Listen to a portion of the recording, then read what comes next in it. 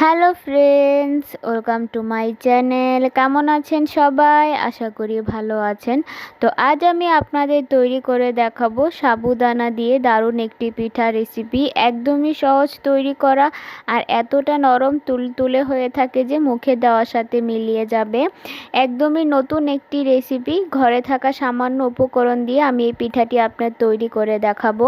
এই পিঠাটি একবার তৈরি করলে বারবার তৈরি করবেন, এতটাই মজাদার হয়ে থাকে। আশা করছি আমার আজকের এই ভিডিওটি আপনাদের ভালো লাগবে। তাহলে চলুন স্টার্ট করা যাক। তো সবার প্রথমে এখানে নিয়েছি আমি একটা বাটি, তার মধ্যে নিয়ে নিচ্ছি আমি এখানে সাবু।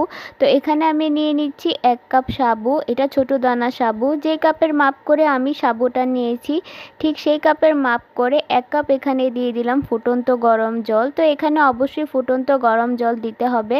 তারপর এখানে আমি দিয়ে দিলাম সামান্য পরিমাণ লবণ। এখন সমস্ত উপকরণগুলোকে আমি একটা চামচের সাহায্যে খুব ভালোভাবে মিশিয়ে নিলাম। এখন এটাকে আমি ঢাকনা দিয়ে ঢেকে একটা সাইডে রেখে দেব 10 মিনিটের জন্য। এখন এখানে আমি একটা পুর বানিয়ে নিব। তার জন্য এখানে আমি নিয়ে নিচ্ছি 10-15টা কাঠবাদাম, নিয়ে নিচ্ছি 10-15টা কাজু বাদাম, তারপর এখানে নিয়ে নিয়েছি কয়েকটা কিশমিশ, তারপর সবশেষে এখানে আমি নিয়ে নিচ্ছি 3টা এলাচ ফ্লেভারের জন্য। এখন সমস্ত উপকরণগুলোকে আমি পাটায় বেটে কিছুটা গুঁড়ো করে নেব। আপনারা চাইলে ব্লেন্ডারও ব্লেন্ড করে নিতে পারেন। তো এটাকে আমি এইরকম গুঁড়ো করে নিয়ে আসলাম। এটাকে পুরোপুরি গুঁড়ো করা যাবে না। এখন চুলায় একটি কড়াই বসিয়ে তার মধ্যে দিয়ে দিচ্ছি 1 চা চামচ ঘি। ঘিটা গলে আসলে এখানে আমি দিয়ে দিচ্ছি চা চামচের 5 থেকে 6 চামচ সুজি দিয়ে দিচ্ছি। এখন সুজিটাকে আমি এই ঘিয়ের সাথে খুব ভালো করে মিশিয়ে নিব। তারপর এটাকে আমি কয়েক মিনিটের জন্য লো আঁচে ভেজে নেব। যখন দেখবেন যে সুজি থেকে খুব সুন্দর একটা ফ্লেভার ছড়িয়ে যাচ্ছে, তারপর এখানে আমি যে ড্রাই ফ্রুটসগুলোকে গুঁড়ো করে রেখেছিলাম সেই ড্রাই ফ্রুটসগুলোকে আমি এর মধ্যে দিয়ে দিব। এই ড্রাই ফ্রুটসগুলোকে আমি দিয়েও কয়েক মিনিটের জন্য এই সুজিটার সাথে এই ড্রাই ফ্রুটসগুলোকে ভেজে নেব। তো সুজিটা আমার ভাজা হয়ে গিয়েছে। এখন আমি এর মধ্যে দিয়ে দিচ্ছি কিছুটা জল। এখন জলটাকে দিয়েও আমি সুজিটাকে ভালো করে মিশিয়ে নিব। তারপর সুজিটাকে আমি রান্না করে নেব। তো এই পর্যায়ে গ্যাসের আঁচটাকে আমি লোতে রেখেছি, তা না হলে দেখা যাবে জলটা শুকিয়ে যাবে আর সুজিটা কাঁচা থেকে যাবে, রান্না হবে না। তো এখানে আমি দিয়ে দিচ্ছি 2 চা চামচ চিনি। তো মিষ্টিটা আপনারা আপনার স্বাদ মতো দিয়ে দিবেন। তারপর দিয়ে দিচ্ছি 1 টেবিল চামচ গুঁড়া দুধ। গুঁড়া দুধটা দেওয়ার ফলে এর টেস্ট আরও বেড়ে যাবে। এখন সমস্ত উপকরণগুলোকে আমি মিশিয়ে নেব। তারপর সুজিটাকে খুব ভালো করে রান্না করে নেব। তো এখানে সুজিটাকে আমি একেবারে শুকিয়ে নিব, একটা পুর তৈরি করে নেব। তো দেখুন জলটা একদমই শুকিয়ে গিয়েছে আর সুজিটাও রান্না করা হয়ে গিয়েছে। এখন সুজিটাকে আমি নামিয়ে নেব। এখানে নিয়েছি আমি একটা প্লেট, তার মধ্যে সুজিটাকে নামিয়ে নিলাম। এটাকে আমি একটা সাইডে রেখে দিচ্ছি। যে সাবুদানাটাকে আমি ভিজিয়ে রেখেছিলাম 10 মিনিট হয়ে গিয়েছে। এখন আমি ঢাকনাটা উঠিয়ে নিলাম। সাবুদানাটা খুব ভালো করে ভিজে গিয়েছে আর নরমও হয়ে গিয়েছে। এখন সাবুদানাগুলো আমি হাতের সাহায্যে চটকে নিব আর এখানে একটা ডোয়ের মতো তৈরি করে নেব। যেহেতু এখানে গরম জল দেওয়া হয়েছে, তাই সাবুদানাগুলো এখানে কিছুটা সিদ্ধ হয়ে গিয়েছে আর নরম হয়ে গিয়েছে। হাতের সাহায্যে কচলে নেওয়ার মাধ্যমে এটা খুব সুন্দর ডো তৈরি হয়ে যাবে। তো দেখুন এটাকে আমি খুব সুন্দরভাবে হাত দিয়ে কচলিয়ে নিচ্ছি। তো এখানে সাবুদানাটা আমার কচলানো হয়ে গিয়েছে, এটা ডোয়ের মতো হয়ে গিয়েছে। এখন আমি হাতটাকে খুব ভালো করে ধুয়ে নিচ্ছি। এখন আমি হাতের মধ্যে সামান্য পরিমাণ ঘি লাগিয়ে নিলাম, এতে করে সাবুগুলো হাতের মধ্যে লেগে আসবে না। তো এখান থেকে আমি কিছুটা পরিমাণ সাবুর ডো হাতে নিয়ে এরকম গোল করে তারপর এভাবে এটাকে কিছুটা ছড়িয়ে দিচ্ছি। এখন যে সুজির পুরটা আমি বানিয়ে রেখেছিলাম তার থেকে কিছুটা পুর আমি এর মধ্যে দিয়ে দিলাম।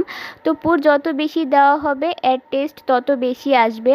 পুরটাকে দিয়েও আমি এখন এটার মুখটাকে খুব ভালো করে চেপে চেপে বন্ধ করে দিচ্ছি।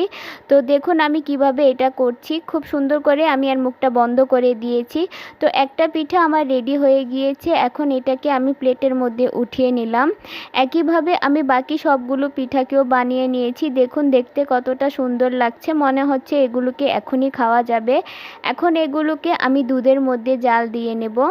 এখন চুলায় একটি প্যান বসিয়ে তার মধ্যে দিয়ে দিচ্ছি আমি দুধ। তো এখানে আমি দিয়ে দিচ্ছি 2 কাপ লিকুইড দুধ। তারপর এখানে আমি 3টা এলাচ নিয়েছি, সেটাকে ফাটিয়ে দিয়ে দিলাম। তারপর এখানে দিয়ে দিচ্ছি আমি গুঁড়া দুধ, চা চামচের 2 চামচ দিয়ে দিচ্ছি গুঁড়া দুধ। এখন সমস্ত উপকরণগুলোকে আমি দুধের সাথে খুব ভালো করে নেড়েচেড়ে মিশিয়ে নেব।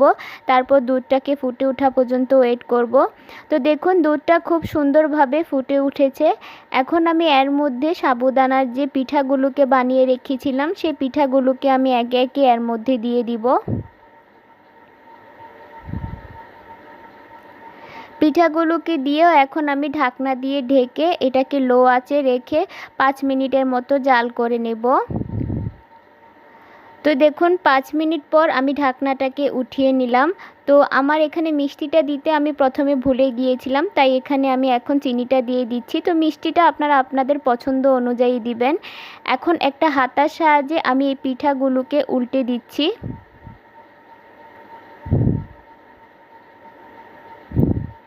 এখন এটাকে আমি আবারও ঢাকনা দিয়ে ঢেকে দেব 5 থেকে 6 মিনিটের মতো।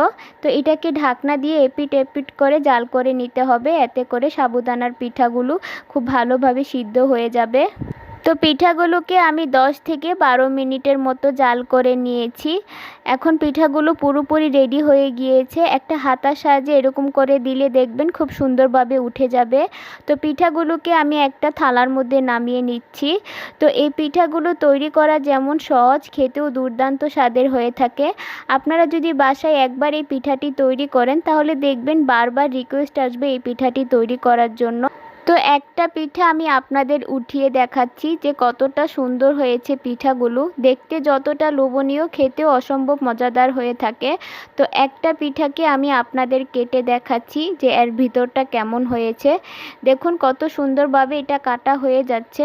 এটা এতটাই নরম তুলতুলে হয়ে থাকে যে মুখে দেওয়ার সাথেই মিলিয়ে যায়। তো আমার আজকের এই পিঠা রেসিপিটি আপনাদের কেমন লেগেছে অবশ্যই আমাকে কমেন্ট বক্সে জানাবেন। ভিডিওটি ভালো লাগলে একটি লাইক দিবেন। আমার চ্যানেলে নতুন হয়ে থাকলে চ্যানেলটি সাবস্ক্রাইব করে আমার পাশে থাকবেন। আজকে এই পর্যন্তই। সবাই ভালো থাকবেন, সুস্থ থাকবেন।